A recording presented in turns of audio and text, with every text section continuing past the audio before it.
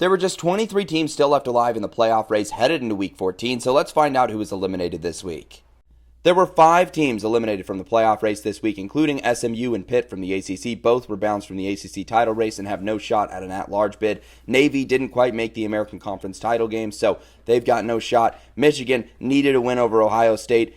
Didn't even necessarily have to make the Big Ten title, but they would have had an at-large shot. They lose, so they're out. And then Arizona State loses to Arizona. They wouldn't have made the Big 12 title anyways, with BYU taking care of business this last week, so they were eliminated as well.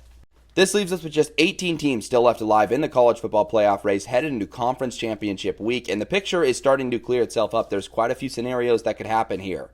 For starters, I believe these 9 teams are locks for the college football playoff. Regardless of what happens in conference championship weekend to those of them that are playing in the conference title games, I think they will make the playoffs no matter what.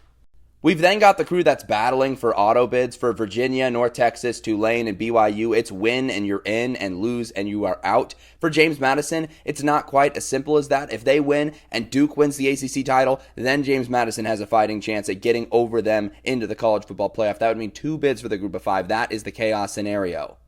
The only other chaos scenario that exists is if Alabama loses in the SEC title game. I think it could open the door for another team to jump them for an at-large spot. I don't think Vandy is very likely at all, especially with Bama's head-to-head win over them. Utah doesn't seem likely either. It seems like it's going to be Miami. So you could effectively eliminate Vandy and Utah at this point. Miami's a team that will have an argument, especially with that win over Notre Dame. Head-to-head might be chosen to get respected eventually by the committee. Who knows? But the scenarios are pretty crazy. But go ahead and let me know down in the comments if your team is still left alive.